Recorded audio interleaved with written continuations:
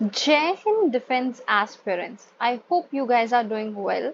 सो आज मैंने सोचा चैनल के बारे में ना इंट्रोडक्शन देके थोड़ी बहुत मेरे खुद के बारे में इंट्रोडक्शन दी जाए। बिकॉज बहुत सारे लोग मुझसे पूछते हैं कि मैम आप क्या करते हो, आप कहाँ से हो। So I thought of telling this. See basically I am working in a college, not in a college, in a university as an assistant professor. And आज हमारे यहाँ पे बहुत ज़्यादा बारिश हो रही है, तो उस वजह से मैंने छुट्टी ली है। So I thought of making a video.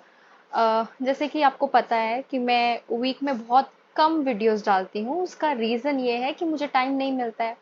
But Saturday and Sunday मेरे फेवरेट होते हैं। क्यों? क्योंकि उसमें मैं सारे एडिटोरियल्स और न्यूज़ को कवर करके आपके लिए करंट अफेयर बेस्ड और आपके इंटरनेशनल रिलेशन बेस्ड वीडियो लेके आती हूँ।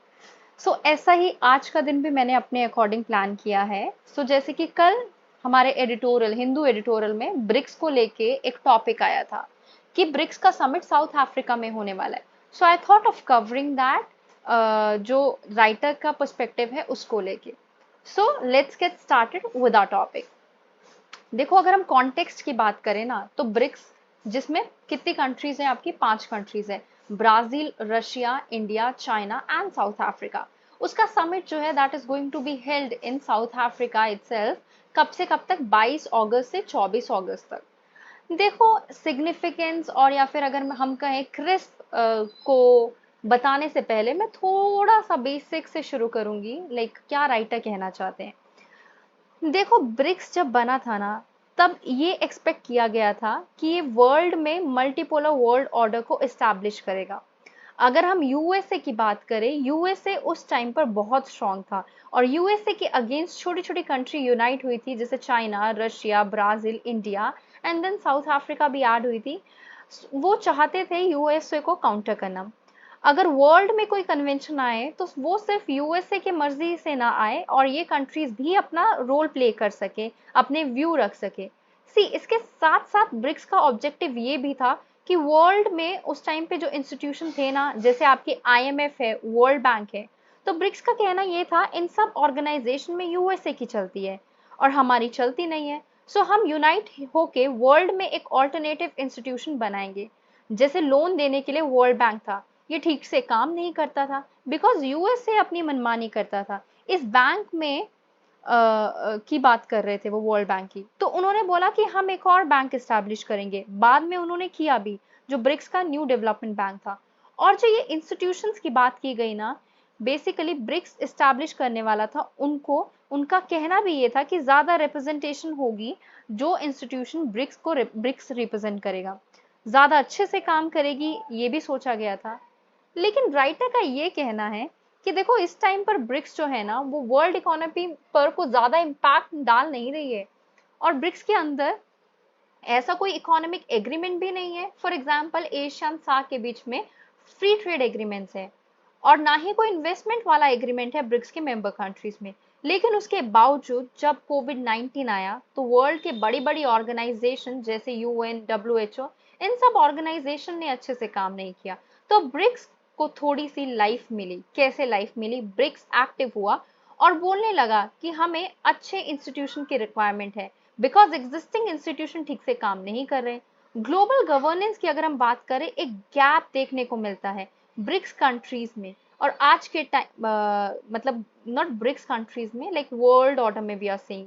और आज के टाइम पे 40 ऑड कंट्रीज जो है वो ब्रिक के मेंबर बनना चाहती हैं। अभी हमने ये देखा कि ब्रिक्स तो ठीक से इतना अच्छे से काम नहीं कर रहा है, फिर भी क्यों 40 ऑड कंट्रीज जो है ब्रिक्स का मेंबर बनना चाहती है? देखो, रीजन ये है, यूएन इंस्टीट्यूशन ठीक से काम करती नहीं है। आज ग्लोबल पॉलिटिक्स काफी अनस्टेबल है। दो बड़े ग्रुप्स देखने को मिलते हैं, एक तरफ चाइना, रशिया, दूसरी तरफ यूएसए। और कंट्रीज एक तरफ शिफ्ट होने की सोच रही है। आज वाली जो स्टेज है उसमें अगर हम देखें, ब्रिक्स वाली कंट्रीज क्या करती है? ब्रिक्स वाली कंट्रीज सबको रिप्रेजेंट कर रही है बिकॉज ब्रिक्स के विद इन जो कंट्रीज है वो खुद उनके अच्छे टाइज नहीं है। अगर हम इंडिया चाइना की बात करें, हमारे इंडिया चाइना के साथ रिलेशन, लाइक इंडिया और चाइना के बीच में अच्छे रिलेशन है ही नहीं। बट स्टिल ये एकजुट होके काफी कुछ, और हम कहीं ज्यादा रिप्रेजेंट करती है हमारे वर्ल्ड ऑर्डर को। अब आर्टिकल से हमें पता चला है क्या सिग्निफिकेंस है ब्रिक्स की, उसको जान लेते हैं। देखो, इसमें कैपेबिलिटी है फ्यूचर ऑफ वर्ल्ड पॉलिटिक्स को इन्फ्लुएंस करने की।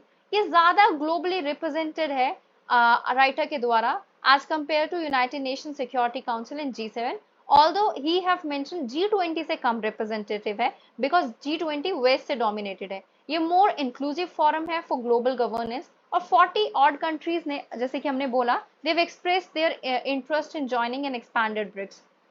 कंसर्न्स क्या हैं? काफी लिमिटेड इकोनॉमिक एग्रीमेंट्स है, कोई अट्रैक्टिव इन्वेस्टमेंट डेस्टिनेशन नहीं है, इतने कैपेबल नहीं है कि वो ग्लोबल जियोपॉलिटिक्स को इन्फ्लुएंस कर सके, और एक रिविजनिस्ट एंड रिएक्टिव ब्लॉक की रिक्वायरमेंट है। If you talk about India's position, देखो इंडिया ने हमेशा से ट्रेडिशनली अपोज किया है क्रिएशन ऑफ ब्लॉक, बिकॉज वो नहीं चाहते कि जो इक्विटेबल ग्लोबल गवर्नेंस का फंडामेंटल है उसके अगेंस्ट जाना और मल्टीपोलैरिटी के। But however they have become a part of the following blocks, part of non western multi forum BRIC forums, like जैसे वो ब्रिक्स के मेंबर है, SCO, global South, part of western multilateral forum जैसे वो Quad के है, G20, BRICS, and all time invitee है G7 में। इंडिया लोकेटेड है middle of an emerging geopolitical fault line. उनका इंटरेस्ट जो है वो ईदर साइड पे लाई करता है, जो कि वेलकम भी ईदर साइड के द्वारा किया जाता है, लेकिन बिलोंग नाइदर साइड से करता है। इंडिया के लिए अगर हम बात करें, multipolarity is about equity, inclusive और रिप्रेजेंटेशन, ना कि ब्लॉक, राइवलरी या आइडियोलॉजिकल के पर्सपेक्टिव से। पाथ अहेड की अगर हम बात करें, इंडिया को प्रमोट करना चाहिए एक ज्यादा रिप्रेजेंटेटिव और इक्विटेबल एक ग्लोबल गवर्नेंस, जो इंश्योर करे सिर्फ अपने नेशनल इंटरेस्ट को नहीं, बाकी वर्ल्ड ऑर्डर के नेशनल इंटरेस्ट को। इंडिया को मॉडरेट करने की जरूरत है चाइना के इन्फ्लुएंस को in non western countries. India को ये मेक श्योर करना है कि कोई कंट्री ग्लोबल साउथ में एलियनेट ना हो। ये टाइम है इंडिया के लिए कुछ स्टेप्स लेना, साइमल्टेनियसली खुद को प्रूव करे, खुद की लीडरशिप को प्रूव करे, जिससे इंडिया जो है वो पार्ट बन सकता है यूएनएससी जैसी ऑर्गेनाइजेशन का भी, like they can become as a permanent member. अब हम थोड़ा सा ब्रिक्स के बारे में जान लेते हैं। देखो अभी रिसेंटली न्यूज में था कि 19 नेशंस ने इंटरेस्ट दिखाया है ब्रिक्स को ज्वाइन करने के लिए। Saudi Arabia, UAE, Algeria, Egypt, Bahrain, Iran, they express their interest. अब ब्रिक्स को फाउंड किया गया था 2009 में, उसका हेडक्वार्टर है शंघाई में। ये वर्ल्ड लीडिंग इमर्जिंग इकोनॉमीज की एक्रोनिम है, जिसमें Brazil, Russia, India, China, south Africa आता है। साउथ अफ्रीका 2010 में साउथ अफ्रीका इंक्लूड किया गया था। अगर हम देखें, जो टर्म ब्रिक है वो कॉइन की गई थी ब्रिटिश इकोनॉमिस्ट जिम ओ'नील ने 2001 में, टू डिस्क्राइब 4 इमर्जिंग इकोनॉमीज, जिसमें ब्राजील, रशिया, इंडिया, चाइना थे। ब्रिक्स जो है वो रिप्रेजेंट करता है 5 लार्जेस्ट डेवलपिंग कंट्रीज को, जिसमें 41% ग्लोबल पॉपुलेशन है, 24% ग्लोबल जीडीपी है, 16% ग्लोबल ट्रेड होता है। बाय 2028 ब्रिक्स जो है that is expected to make up till 35% of the global economy. Chairmanship जो है वो रोटेट होती है annually in according with the acronym, और साउथ अफ्रीका 2023 में चेयर कर रहे हैं। इसके इनिशिएटिव क्या है? इन्होंने न्यू डेवलपमेंट बैंक को बनाया है, कॉन्टीजेंट रिजर्व अरेंजमेंट को बनाया है, ब्रिक्स पेमेंट सिस्टम है इनका, कस्टम्स एग्रीमेंट है, रिमोट सेंसिंग सैटेलाइट है। और नए इनिशिएटिव की बात करें, ब्रिक्स प्लान कर रहे हैं न्यू करेंसी सिस्टम को लॉन्च करने का। ये एक स्टेप है जिससे वो डी डॉलराइजेशन कर सकते हैं और डिपेंडेंसी को रिड्यूस कर सकते हैं, जो कि यूएसए पे है। इंपॉर्टेंस क्या है ब्रिक की? अगर जियो पॉलिटिक्स के कंटेक्स्ट में बात करें, ब्रिक्स प्रोवाइड करता है इंडिया को एक अपॉर्चुनिटी सो दैट वो बैलेंस कर सके अपने स्ट्रैटेजिक इंटरेस्ट को between USA and Russia China access. अगर ग्लोबल इकोनॉमिक ऑर्डर की बात करें, ब्रिक्स एक इंपॉर्टेंट रोल प्ले करता है G20 में, जिससे वो ग्लोबल इकोनॉमिक पॉलिसीज को शेप कर सकता है, प्रमोट कर सकता है फाइनेंशियल स्टेबिलिटी को। If you talk about voice of developing nation, BRICS emerge होकर आया है as a voice of developing countries, और प्ले करता है एक significant role in protecting the rights of developing countries. Terrorism की बात करें, ब्रिक्स एक प्लेटफॉर्म प्रोवाइड करता है जिससे हम गैल्वेनाइज कर सकते हैं टेररिज्म को। ग्लोबल ग्रुपिंग की बात करें, ब्रिक्स प्रोवाइड करते हैं एक अपॉर्चुनिटी इंडिया को सो दैट वो एक्टिवली एंगेज कर सके चाइना के साथ, एंड म्यूचुअल डिस्प्यूट्स को भी रिजॉल्व कर सके। चैलेंजेस भी है कुछ, इकोनॉमिक डाइवर्जेंस देखने को मिलता है। ब्राजील और Russia they have been experiencing economic recession in the recent year, जबकि China and India they have sustain high growth rate.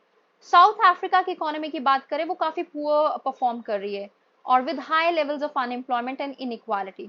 If you talk about Russia difference, Russia का जो एनेक्सेशन है Crimea and involvement in the conflicts in Ukraine and Syria, उसकी वजह से relation strain हुए हैं with other brick members. China का territorial claims जो है साउथ चाइना सी में, वो भी सोर्स ऑफ टेंशन है दूसरी ब्रिक्स कंट्रीज के साथ। इंस्टीट्यूशनल कंस्ट्रेंट की बात करें, न्यू डेवलपमेंट बैंक जो एस्टैब्लिश किया गया था ब्रिक्स के द्वारा 2014 में, वो एक डेवलपमेंट फाइनेंसिंग प्रोवाइड करता है। वो चैलेंज फेस कर रहा है लोन को डिसबर्स करने में और वायबल प्रोजेक्ट को आइडेंटिफाई करने में। कोऑर्डिनेशन देखने को नहीं मिल रही है कंट्रीज के बीच में। एक्सटर्नल प्रेशर है, कैसे protectionism, nationalism, population in some advance economies की वजह से चैलेंजेस देखने को मिल रहे हैं in terms of trade, investment and access to capital also. Way forward की बात करें, see we need to reform multilateral institution. BRICS countries जो है वो एडवोकेट कर सकती है for the reform of UN security council और कॉम्बैट टेररिज्म कर सकती है, लाइक रिजॉल्व कर सकती है टेररिज्म के इशू को ब्रिक्स कंट्रीज एक साथ मिलके।